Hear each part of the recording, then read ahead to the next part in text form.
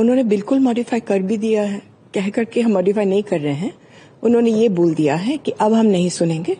अगर किसी को तकलीफ हो हमारे वर्डिक्ट के साथ या कोई सुन नहीं रहा है तो आप हाई कोर्ट्स में चले जाएं। अब 36 हाई कोर्ट्स हैं।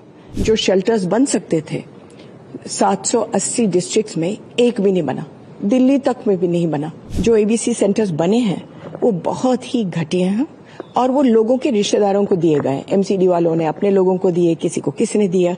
एक कुत्ता जिसका ऑपरेशन हो चुका है वो कभी किसी को काटेगा नहीं। उन्होंने बिल्कुल मॉडिफाई कर भी दिया है, कह करके हम मॉडिफाई नहीं कर रहे हैं।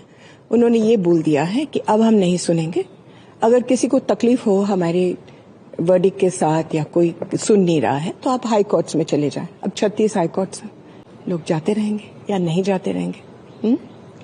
इन्होंने असल में मैं बताती हूँ क्या हुआ है। इन्होंने पिछले वर्डिक्ट में ये बहुत सख्ती से बोला था कि स्कूलों से हटाओ, कॉलेजेस से हटाओ, अस्पतालों से हटाओ, बस स्टॉप से हटाओ, और शेल्टर्स बनाओ। ये पांचों चीजें किसी ने नहीं की। 54,000 कॉलेजेस हैं, सब ने मना किया कि हम नहीं निकाल सकते क्योंकि हमारी कॉलेजेस में बहुत सारे स्टूडेंट्स हैं जो बहुत शोर मचाते हैं। एक एक छोटे छोटे कॉलेजेस में भर गए हैं जानवरों के हिमायती।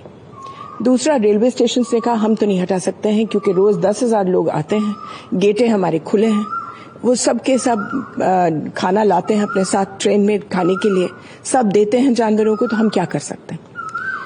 हॉस्पिटल्स ने भी वही बोला कि भाई एक आदमी आता है अस्पताल में, उसके साथ 10 बाराती आते हैं, सब बाहर बैठ करके खाते हैं, तो हम तो नहीं हटा पाएंगे। यहां तक कि एम्स में भी नहीं हटाया।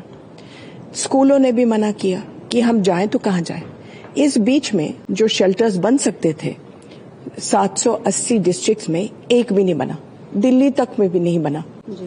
तो जब सुप्रीम कोर्ट ने मेरे ख्याल से जब देखा कि ये कोई कानून, कोई भी ऑर्डर वो दे दें, अगर वो कह दें कि लाल को पीला बना दो या पीले को काला बना दो और कोई सुन नहीं रहा है, तो फिर वो क्या करते। तो अब उन्होंने हाथ धो लिया और कह दिया कि हमने जो कहा सो कहा, सुनते रहिए, लेकिन अगर कोई तकलीफ हो तो हाईकोर्ट में जाए। हमारा डिमांड ये है कि एबीसी सेंटर बनाओ और तमीज से बनाओ। जो एबीसी सेंटर्स बने हैं वो बहुत ही घटिया हैं और वो लोगों के रिश्तेदारों को दिए गए। एमसीडी वालों ने अपने लोगों को दिए, किसी को किसी ने दिया, और फिर वो जानवरों को ठीक से नहीं रखते हैं। और फिर ऑपरेशन, आखिर ये मेजर ऑपरेशन है, उनका ऑपरेशन करने के बाद वो अमीर कॉलोनी से गरीब में फेंकते हैं।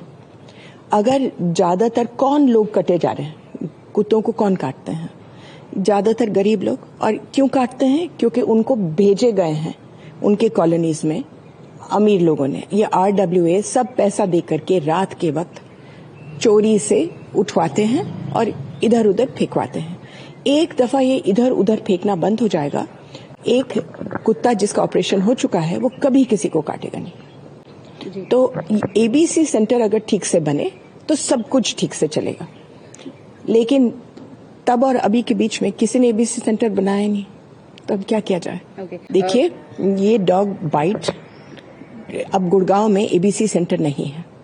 हम लोग अभी नहीं 20 साल से बोल रहे हैं कि पहले तो उन्होंने एक आदमी को डाला जो नालायक था और जिसने किया नहीं, बस पैसा लेता रहा।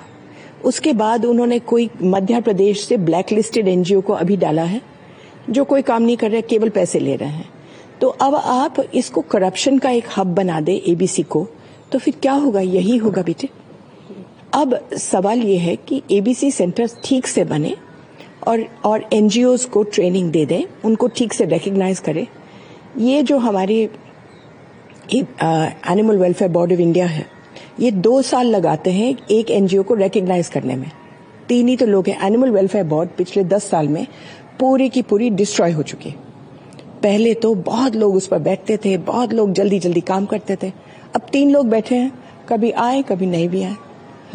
तो एनिमल वेलफेयर बोर्ड को आप स्ट्रेंथन करिए, एनजीओज की ट्रेनिंग शुरू करें, एबीसी सेंटर्स में पैसे लगाएं।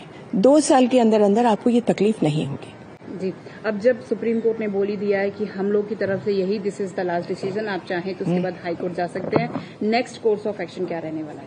क्या मालूम, जो अभी तक तो कुछ हुआ नहीं है। तो अब इसके आगे कोई हाई कोर्ट जाएगा नहीं जाएगा, कोई हाई कोर्ट बोलेगी कि रहने दो, कोई हाई कोर्ट बोलेगी कि एबीसी सेंटर बना दो। यही तो हो सकता है ना, क्योंकि उन्होंने कहा कानून के दायरे के अंदर हाई कोर्ट को दे दो। अब कानून यही है कि एबीसी सेंटर बनाओ, और अगर नहीं बनाओगे तो कंटेम्प्ट में रहोगे। ये अगर शेल्टर्स आप शुरू भी करेंगे तो शेल्टर्स में किसको डालेंगे? अगर आप मान लो इस कॉलोनी से 10 कुत्ते उठा लेते हैं, कल 10 और आ जाएंगे। जहां खाना वहां जानवर, तो आप किसको कहां भरते रहोगे? और ऑन द अदर हैंड कितने लोग हैं जिन्होंने प्रोटेस्ट किया देश में? करीबन 2 करोड़ लोग।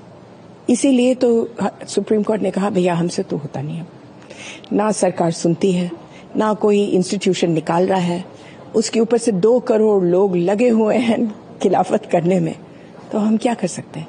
ये एनिमल वेलफेयर मूवमेंट एक बहुत तगड़ी मूवमेंट है और ये दिन ब दिन बढ़ती जा रही है।